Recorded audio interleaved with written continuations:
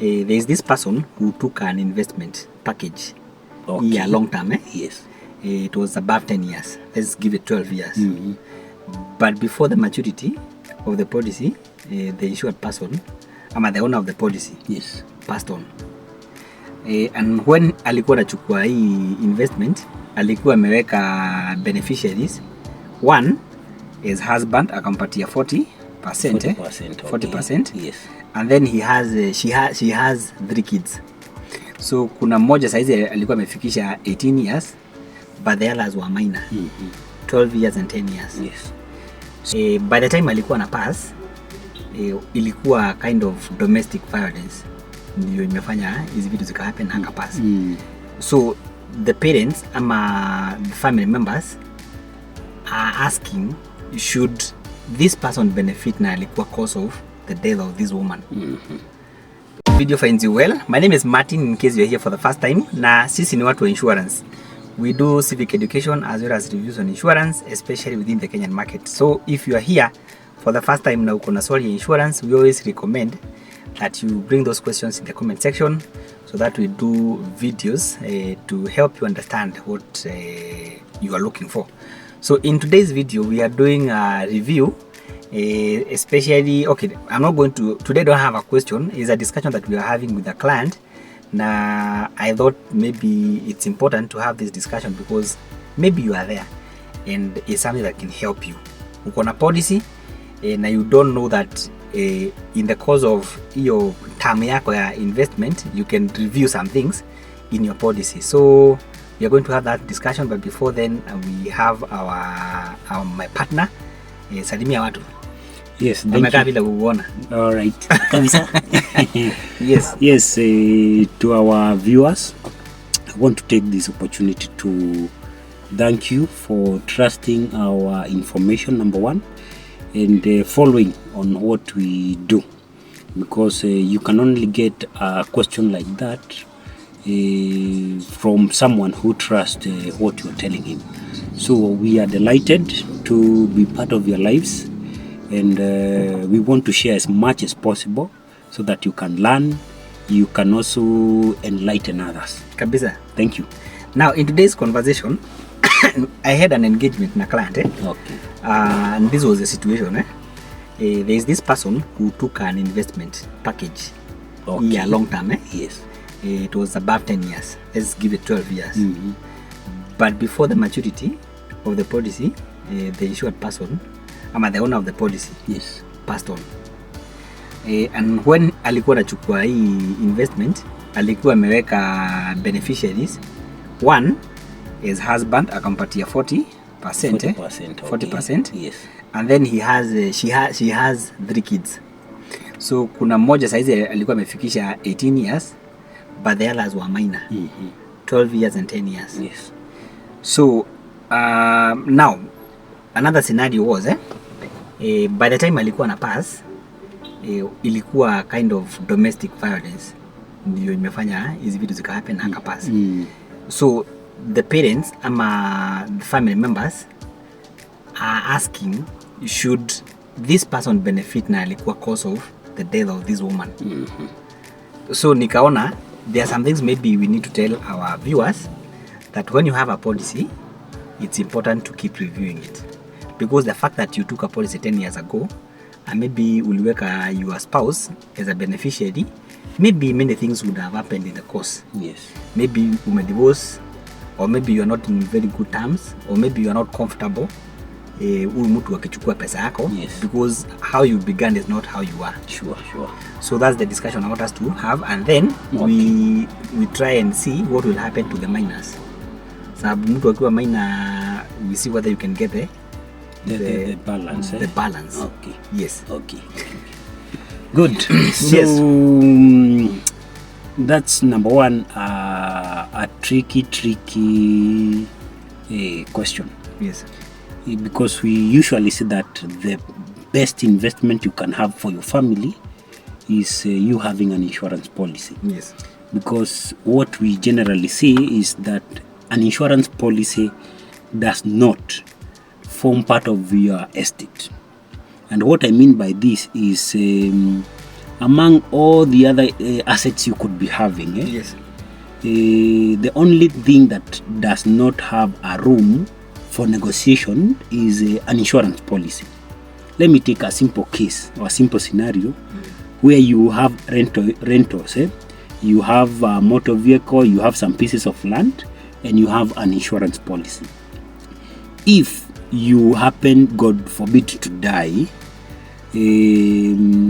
as a young person, and you had those classes of assets, we could always have fights for who will control these assets after you are gone. Yeah. Number one, if you have rentals, we know what happens when possibly you are a man and you happen to die. Your brothers can even displace your spouse or your wife to claim this. Yeah. Especially when you die intestate or without a will. Yeah.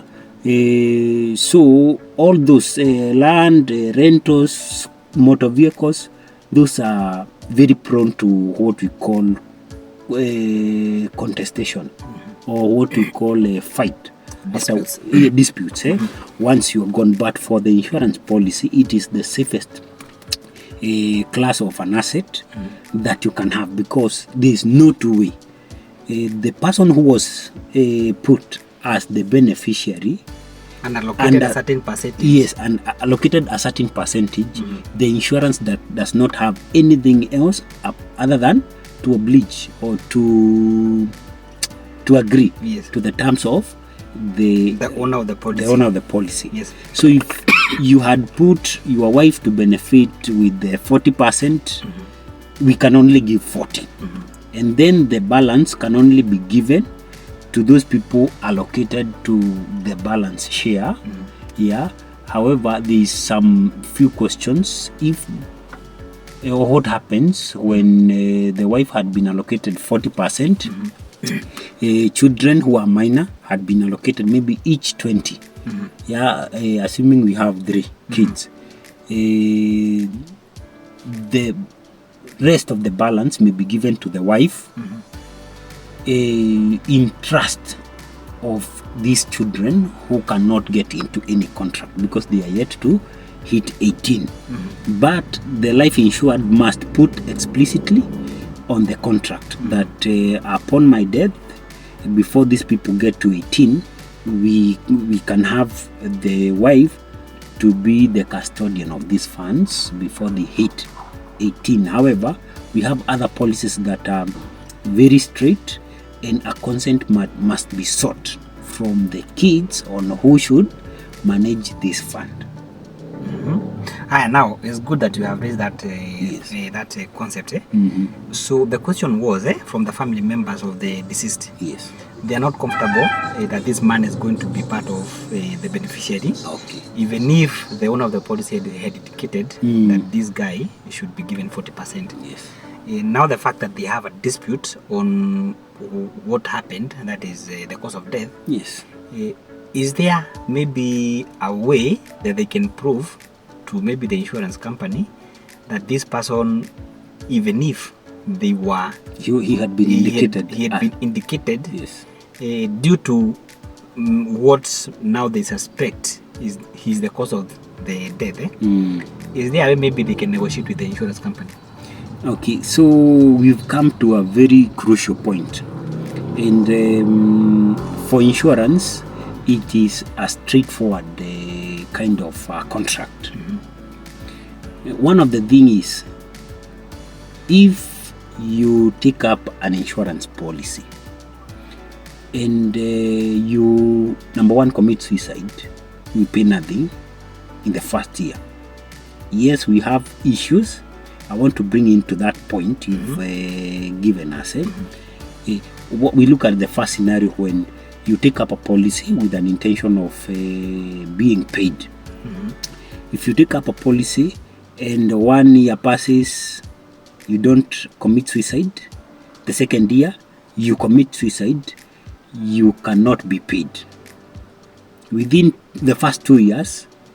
Are we talking about any investment or the any insurance policy? Whether it's your personal savings. Whether it's your personal savings or, you know, an insurance policy has some aspect of these unknown eventualities. That is death, but death, disability, or even illnesses, if they are self-inflicted. And in this case, we are talking of suicide. Yeah. Or maybe you had gone to seek for what we call a cosmetic surgery, and something backfires, and possibly you dies. Be sure not to be paid a coin from an insurance. Even part of your savings. What we usually do, because you know, an insurance has so much in one contract or under one contract. It has the protection aspect.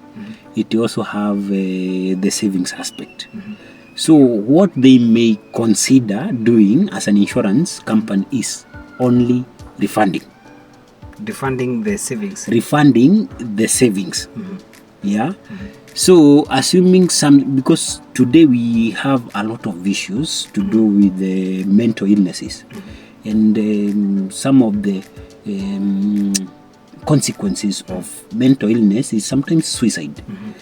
The majority of insurance companies have put it at least 3 years capping, that we can only pay for suicide if at all you have been with us for at least 3 years. So that the intention of the insurance policy does not fade away. Yeah, because you could be having some issues and you feel, well, the only way to salvage my family situation is by taking up a policy, then possibly 2-3 months I commit a suicide and they will be paid.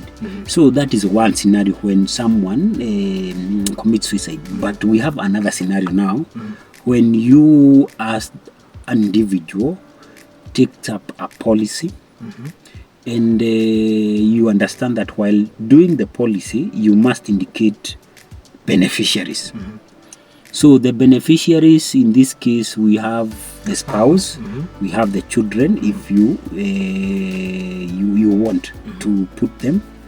So what happens now that we are having a lot of issues in our society, and you have a domestic issue, unfortunately, your spouse hits you, because that's a scenario. Your spouse hits you accidentally, you succumb possibly to injury or bleeding. So what happens to your insurance policy that you had possibly contributed for a few years? Yeah, let's say you had contributed for 5 years. What happens? Yeah, because it is rare. It's rare to have such cases, but they happen sometimes. What happens to your insurance policy? Now, one thing is the insurance will look at two things. One, what is the cause of death? What is the cause of death? And at the report, they will look at the client died out of maybe a trauma. Yeah, from what specifically? From being hit by a blunt object, from who? Yeah, you see, there are some sequence of questions the insurance company will ask. Not really to avoid paying, but to understand the cause of death. So the insurance may opt not to pay because of the question of who is benefiting.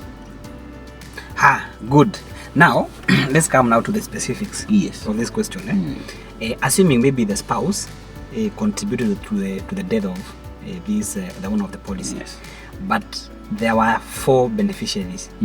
One of the beneficiaries is the cause. The others are not, but they are still part of the beneficiaries. What happens? Now, in such a case, number one, because it's a tricky question, especially us having the beneficiary being the major cause or main cause of death. You know, the intention of there are a lot of questions that will come up. Number one is whether there was a plan. or whether the life insured or the person insured, knew,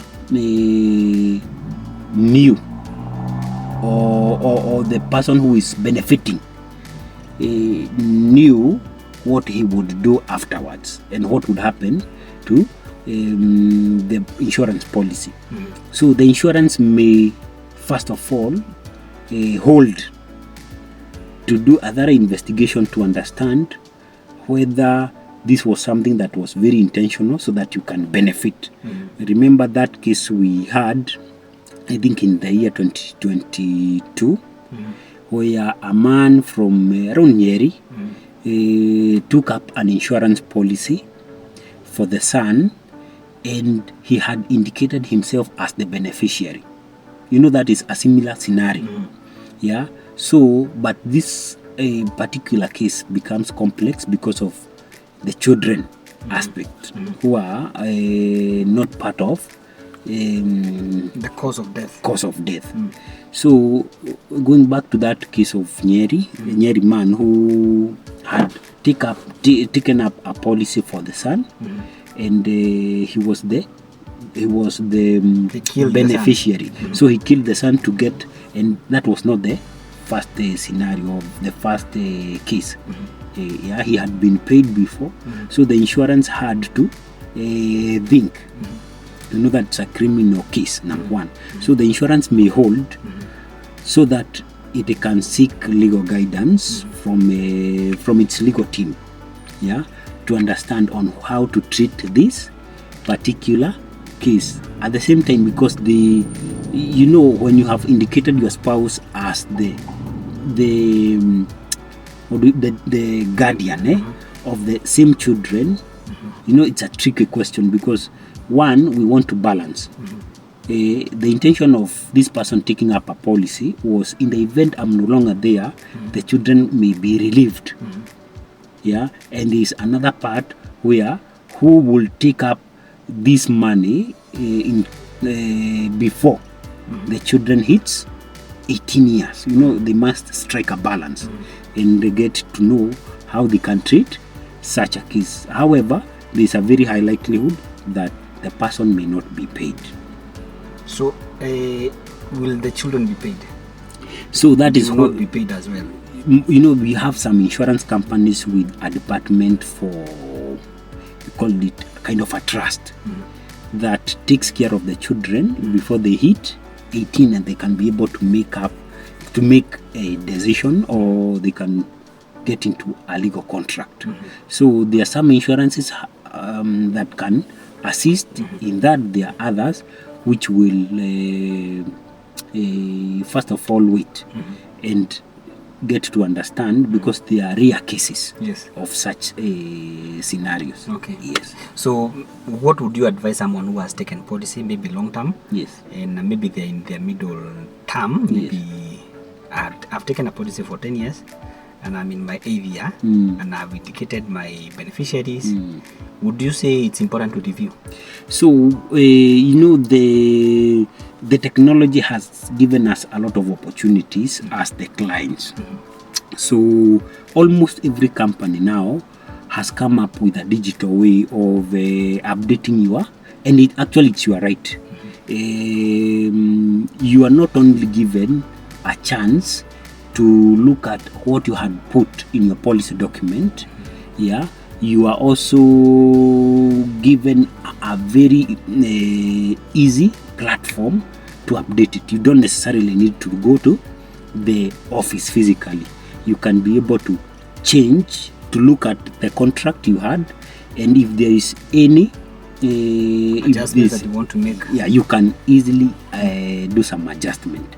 So it is always easy, not only in matters to do with insurance policy, but also things that deals, or institution that deals with your data. For example, we have banks, we have SACCOs, we have M-Pesa, Safaricom, or these telcos. You have that right to ask for the data that you input, and if you want to make any changes, you are allowed. and it's not a matter of if, it's when you really want. When you want it. Yes. Wow. So every year it is always wise to be reviewing your next of kin details, because you could possibly have indicated your parents and they are no longer there. So what happens when you possibly die? Or maybe your spouse and maybe you divorced. Yeah, you had a spouse, you divorced, you had a spouse whom you have fights always. You know, it's always good to review. And some insurance companies have been giving you or have given you a very simple access to that information and how you can update it. These are okay. I know you have answered it, Yes. but I know it's a very funny question. So, assuming someone is married, they have done the same investment, Yes. 10 years, and they have divorced. Yes. What if they forget to review, and then later it happens that the owner of the policy dies? Yes. Now the insurance will now have no option apart from Yeah, paying you know the the insurance divorced guy. Good. What we do as an insurance or generally what happens, and I put it as we started the video. You cannot, the insurance cannot change the beneficiary for you. So once you die, Once you die, we can only, yes, it's a done deal. And no matter what the differences you had, no matter how bad your guy was before, whether he's the one who slaughtered you. No, okay, for that specific case you mentioned, you know, the insurance will have to ask. Yes, I get. Especially for death. For death, they want to follow up on what really happened. But in the event of a natural cause of death, the insurance does not have any other choice apart from paying the person written. Hiyo ni kama will. You cannot change a will. Actually, it's an easy way of doing a will. If you take up an insurance policy, you have generally done a will. No one can change. Even when you go to a court of law, it's a done deal. Yes. Wow. So thank you very much. I hope you have learned something, and I'm sure most of you, maybe not all of you, some of you have policies. Yes.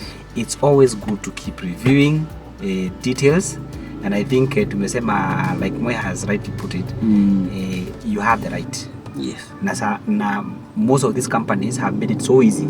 So easy. So easy for you to change. And actually you should note that it's your right. Yes. Yes, even you know, there are a lot of things that are happening today. Now I want to give you a scenario. I want to show you how easy it is. If you go to shopping, and you do the payment by what? M-Pesa. What the majority of supermarkets do. The next day you get what do you get? A promotional message telling you we have unga, which is, you know, the government has put up systems or institutions to protect your data by all means and to change. And you can actually sue the supermarkets for doing what? For sending you the promotional message, because you consent. What you only did was to pay via your M-Pesa number, and the following day they are promoting they are using that data for the wrong purpose. The same way with an insurance company.